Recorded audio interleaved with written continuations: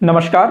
बहुत बहुत स्वागत है आप सभी का मेरे इस YouTube चैनल में। मौर्योत्तर कालीन भारत पर विदेशी आक्रमणों पर हम चर्चा कर रहे थे, जिसके अंतर्गत आखिरी वीडियो में मैंने बताया था कि किस प्रकार से हमारे भारत में कुषाणों का आक्रमण होता है और कुषाणों द्वारा यहाँ अपनी सत्ता स्थापित कर ली जाती है। कुषाण वंशीय शासक हुआ कनिष्क। कनिष्क जो कि एक प्रतापी शासक होता है कुषाण वंश का, उसने भारत के एक बहुत बड़े क्षेत्र पर अधिकार किया था। साथ ही साथ मध्य एशिया, इधर पार्थिया मतलब कि जो पश्चिमोत्तर भारत से लगा हुआ जो एशिया का बहुत सारा क्षेत्र है, अफगानिस्तान, मध्य एशिया के बहुत सारे क्षेत्र, उन सब पर उसका अधिकार था। मैंने बताया था कि कनिष्क के समय में भारत में मूर्ति कला शैली की दो शैलियां विकसित हुई थी। उनमें से एक थी गांधार कला शैली और दूसरी थी मथुरा कला शैली। ये जो दोनों शैलियां हैं ना, ये मूर्ति कला से संबंधित थी और इन दोनों का ही विकास, दोनों का ही उन्नति जो है कनिष्क के शासनकाल में हुआ था। देखिए, ऐसा नहीं है कि ये जो दोनों मूर्ति कलाएं हैं पहले नहीं थी, पहले थी, लेकिन जो है कनिष्क के समय बहुत ही अधिक विकसित हुई। इनमें से जो गांधार कला शैली है ये थोड़ी जो है पहले विकसित हुई, उसके बाद मथुरा कला शैली जो है कनिष्क के टाइम पे शुरू हुई, कनिष्क के समय विकसित हुई। गांधार कला शैली जब भारत में बाह्य आक्रमण शुरू होता है उस समय से जो है ये शैली थोड़ी विकसित होनी शुरू हुई, लेकिन कनिष्क के टाइम पर जो है इन दोनों शैलियों ने बहुत ही ज्यादा उन्नति की। और तीसरा मैंने लिखा है अमरावती कला शैली। देखिए, जिस समय उत्तर भारत में कनिष्क का अधिकार था, ठीक उसी समय दक्षिण क्षेत्र में जो शक थे और साथ ही साथ सातवाहन वंशीय शासक शासन कर रहे थे। तो सातवाहन जिस क्षेत्र में शासन कर रहे थे वहां पर अमरावती कला शैली विकसित हुई। ये जो अमरावती कला शैली है ना, ये भी मूर्ति कला से ही संबंधित थी। तो इस वीडियो में हम जानेंगे इन तीनों मूर्ति कला शैलियों के विषय में। तो मैंने जो है 4 टेबल बना रखा है। 3 में तो मैंने गांधार शैली, मथुरा शैली, अमरावती शैली ये लिखा हुआ है, और जो पहला मैंने लिखा है आधार, मतलब कि कुछ आधारों पर इन तीनों को जो है हम देखेंगे। तो वीडियो को आखिर तक देखिएगा। अच्छा लगता है तो वीडियो को लाइक और शेयर जरूर करिएगा। मेरे चैनल को भी सब्सक्राइब कर लीजिएगा ताकि इसी तरह के वीडियोस आप लोगों को मिलते रहें। तो चलिए शुरू करते हैं आज के इस टॉपिक को। मैंने बताया था कि भारत में सबसे पहले आक्रमण करने वाले विदेशी थे ईरानी, जो कि ईरान से आए हुए थे, जिसको फारस भी कहा जाता है। उसके बाद फिर यूनानी आए, यूनानी आक्रमणकारी सिकंदर। उसके बाद फिर जब मौर्य थे तो उस समय जो है कोई भी विदेशी आक्रमण नहीं होता है। लेकिन मौर्य काल के पतन के बाद हिंद यवन शासक आते हैं, शक आते हैं, पार्थियन आते हैं, उसके बाद कुषाण आते हैं। ये सब जो है मतलब जितने भी आक्रमणकारी भारत में आक्रमण करते हैं, इनमें से अधिकांशतः जो है पश्चिमोत्तर भारत में अपना अधिकार करते हैं और वहां पर शासन करते हैं। तो एक प्रकार से जो है पश्चिमोत्तर भारत में बहुत सारी संस्कृतियां आकर के मिल रही है, यूनान से, ईरान से, इधर आपके पार्थिया से। इसके अलावा जो शक और कुषाण थे ये मध्य एशिया, चीन से थे। तो ये सारी संस्कृतियां जो है पश्चिमोत्तर भारत में आकर के मिल रही है। तो ऐसे ही जो है इसी प्रकार इसी मेल का परिणाम था गांधार कला शैली। तो गांधार कला शैली जो है कई सारी संस्कृतियों से, कई सारी देशों, मतलब कि अलग अलग देशों की का झलक उसमें देखने को मिलता है। तो हम लोग देखते हैं, सबसे पहला हम देखते हैं प्रभाव, मतलब कि किस कला शैली में किसका प्रभाव सर्वाधिक देखने को मिलता है। तो देखिए, जो सबसे पहला है गांधार शैली, तो गांधार कला शैली में विदेशी प्रभाव बहुत अधिक देखने को मिलता है। जैसा कि मैंने अभी बताया कि ये जो गांधार कला शैली है, देखिए सबसे पहले मैं एक चीज बता देता हूं, वो बताना रह गया था कि ये जो तीनों कला शैलियां है ना, गांधार शैली, मथुरा शैली, अमरावती शैली, ये स्थानों के नाम पर रखा गया है। जो गांधार शैली है इसका विकास हुआ था गांधार क्षेत्र में। गांधार जो कि वर्तमान समय के कंधार को कहा जाता है, जो कि अफगानिस्तान राज्य में, अफगानिस्तान देश में है कंधार। तो कंधार को जो है प्राचीन समय में गांधार कहा जाता था। तो गांधार कला शैली कहाँ विकसित हुई? गांधार में, जो कि पश्चिमोत्तर भारत में थी। उसके बाद मथुरा शैली, मथुरा शैली जो आज का जो मथुरा है उत्तर प्रदेश का, वहां पर विकसित हुई और उसके आसपास के क्षेत्रों में। उसके बाद अमरावती शैली, ये जो अमरावती शैली है ना, जो अमरावती है, आज का जो अमरावती है, जो कि वर्तमान समय में नए गठित राज्य आंध्र प्रदेश की राजधानी के रूप में उसको जो है चुना गया है, उसका राजधानी के रूप में विकास हो रहा है। तो अमरावती शैली उस क्षेत्र के आसपास विकसित हुई थी। तो ये जो गांधार शैली है ये पश्चिमोत्तर भारत में स्थित थी, पश्चिमोत्तर भारत में विकसित हुई। तो यहाँ पर जैसा कि मैंने अभी बताया, पश्चिमोत्तर भारत में एक लंबे समय तक विदेशी आक्रमणकारी आकर के वहां शासन स्थापित करते रहे हैं, तो उनका प्रभाव काफी देखने को मिलता है। तो गांधार कला शैली को हम क्या बोल सकते हैं, इस शैली में विदेशी प्रभाव बहुत अधिक देखने को मिलता है। देखिए, सबसे पहले तो जो पश्चिमोत्तर भारत है, गांधार क्षेत्र, ये पूरा जो पाकिस्तान, अफगानिस्तान, जो हिंदू कुश पर्वत तक का जो क्षेत्र है, वो पूरा का पूरा जो है हमारे भारत का अंग हुआ करता था प्राचीन समय में। तो यहाँ पर पहले भारतीय संस्कृति, भारतीय कला वो सब विकसित हुई होगी। फिर ईरानियों का आक्रमण हुआ तो ईरानी शिल्पकार वहाँ आए होंगे, फिर यूनानी आए तो यूनानी शिल्पकार आए होंगे, फिर पार्थियन आए, फिर उसके बाद यवन आए, शक आए, कुषाण आए, तो सबका एक जो है मिक्सर सा बन गया। तो गांधार कला शैली में विदेशी प्रभाव देखने को मिलता है। इस कारण से जो गांधार कला शैली है उसको जो है हिंद यूनानी कला शैली या हिंद ईरानी या इंडो बैक्टीरियन, ये सब आदि नामों से जाना जाता है। इंडो ग्रीक, इस टाइप के अलग अलग नामों से जाना जाता है। मतलब कि जितने भी देशों के लोगों ने यहाँ पर आक्रमण किया, शासन किया, उनके नाम से जाना जाता है। हिंद यूनानी, हिंद ईरानी, इंडो ग्रीक, इंडो बैक्टीरियन। तो याद रखिएगा ये सारा कुछ।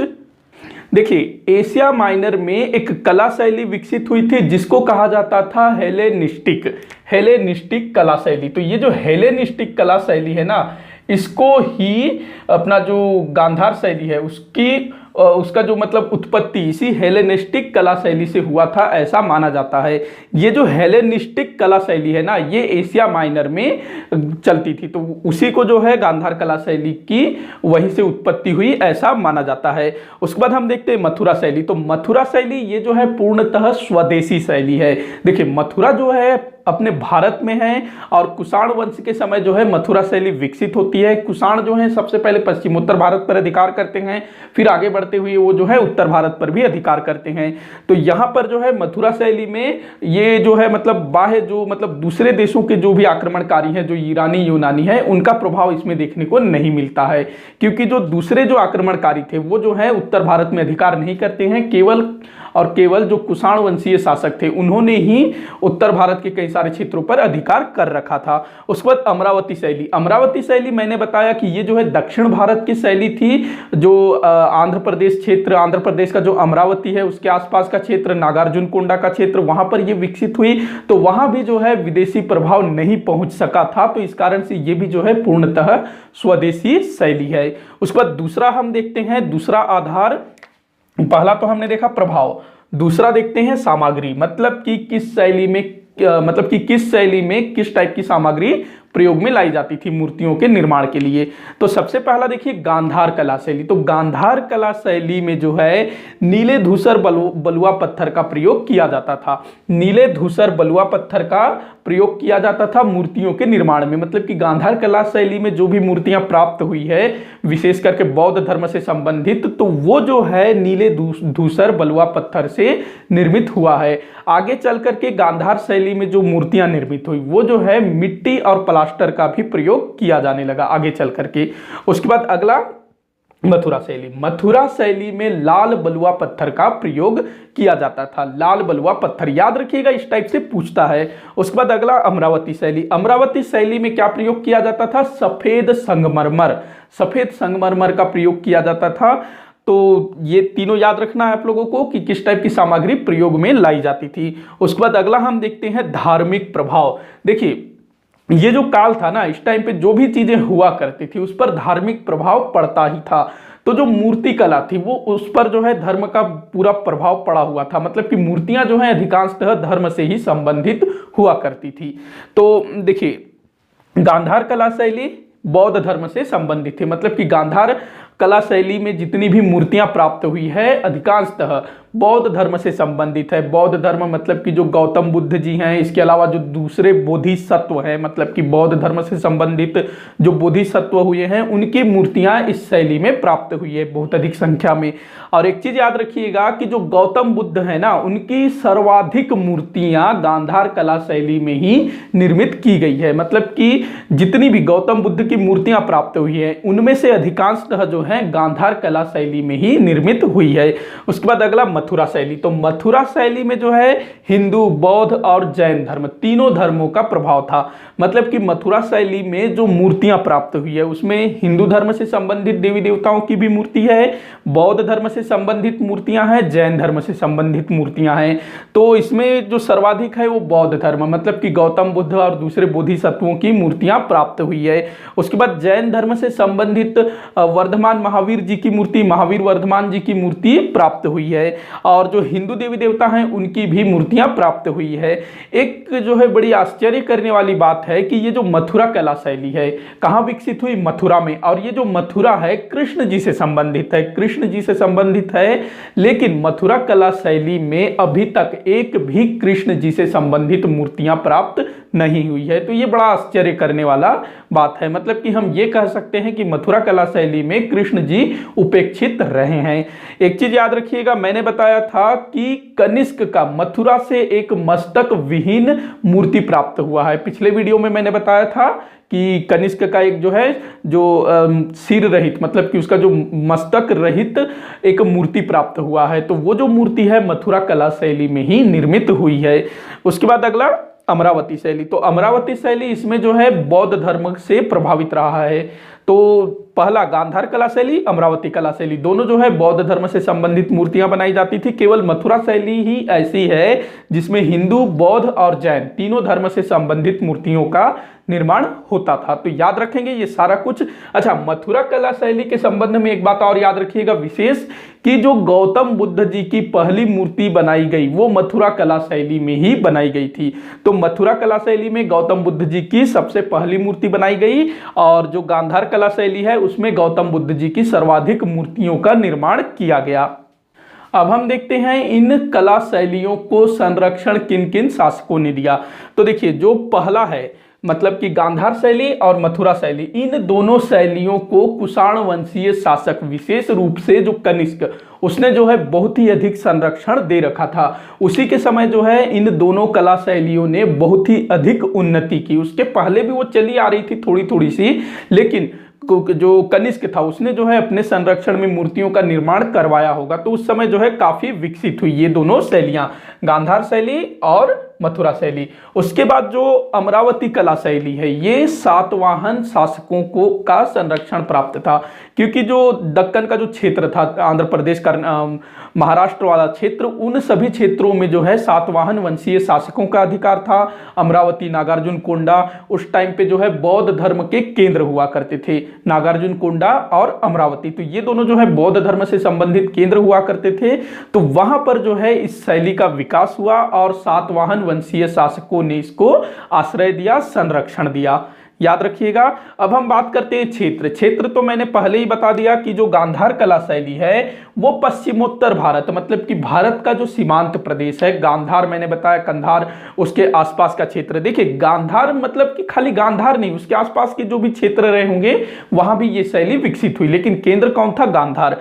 तो गांधार कला शैली पश्चिमोत्तर भारत में विकसित हुई। वहीं मथुरा शैली, ये मथुरा जो कि उत्तर प्रदेश में है और उसके आसपास के क्षेत्र, आसपास के जो भी क्षेत्र है महत्वपूर्ण क्षेत्र, उन सब में ये विकसित हुई। केंद्र क्या था? मथुरा। इस कारण से मथुरा कला शैली के नाम से जाना गया है। उसके बाद अमरावती कला शैली। तो अमरावती कला शैली जो अपने नाम के अनुसार अमरावती, नागार्जुन कोंडा, जो कृष्णा और गोदावरी नदी की घाटियां हैं उसके आसपास ये जो है विकसित हुई थी। ये जो कृष्णा गोदावरी नदी की घाटी में ही सातवाहन वंशीय शासकों का वर्चस्व रहा है। तो इसी क्षेत्र में जो है इस शैली का विकास हुआ।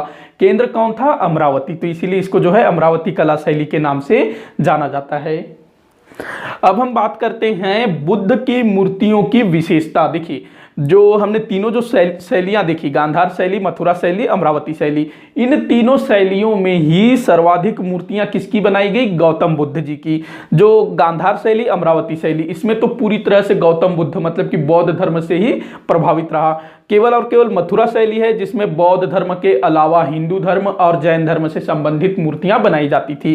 तो सर्वाधिक रूप से जो है गौतम बुद्ध से संबंधित मतलब कि बुद्ध की ही मूर्तियां अधिकांशतः बनाई जाती थी। तो थोड़ा सा हम जो है गौतम बुद्ध जी की जो मूर्तियां बनाई जाती थी तो अलग अलग शैलियों में उनकी क्या विशेषता होती थी उसको हम थोड़ा देख लेते हैं। तो देखिए, गांधार कला शैली में गौतम बुद्ध जी को आध्यात्मिक मुद्रा, उनकी जो आध्यात्मिक मुद्रा होती थी उसमें जो है अधिकांशतः दिखाया गया है। इसके अलावा कुछ और चीजें हैं वो भी मैं आप लोगों को बताता हूं।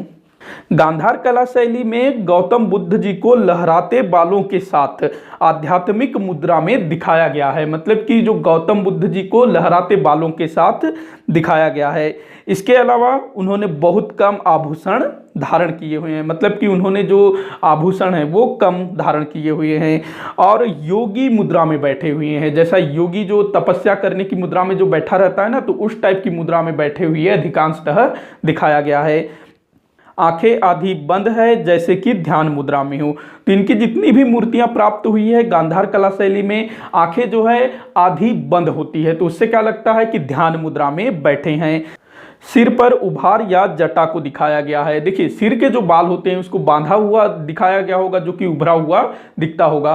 तो ये जो चीज है गौतम बुद्ध को सर्वज्ञता को प्रदर्शित करता है, मतलब कि आंखें बंद है, मतलब कि योगी की मुद्रा में बैठे हुए हैं, आंखें जो है आधी बंद है, बिल्कुल ध्यान मग्न है, और जो सिर में जो है जटा है।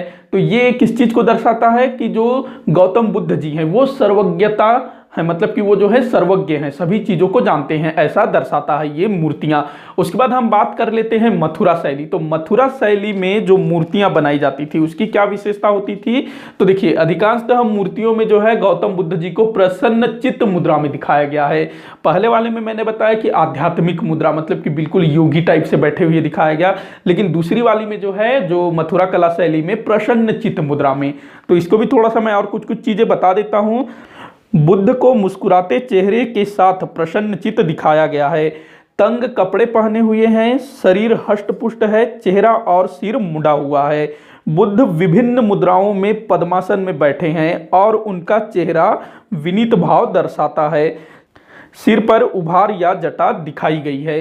देखिए, इसमें क्या बोल रहा है कि जो गौतम बुद्ध जी हैं वो प्रसन्न चित्त मुद्रा में बैठे हुए उनको दिखाया गया है, और उनका जो शरीर है हष्ट पुष्ट है, उनका जो कपड़े हैं तंग है, और इसमें जो कपड़ा उसमें दिखाया गया है ना मथुरा कला शैली में, वो तंग दिखाया गया है। वहीं अगर बात करें हम गांधार कला शैली में कपड़ों की, तो वो जो है सिलवट्टे जैसा मोटा कपड़ा होता है ना, जो मोटा कपड़ा अगर हम चादर को ओढ़ ले तो एक सिलवट्टे पड़े टाइप का आ जाता है, मोड़ मोड़ बन जाता है, तो उस टाइप का चीज आता है गांधार कला शैली में।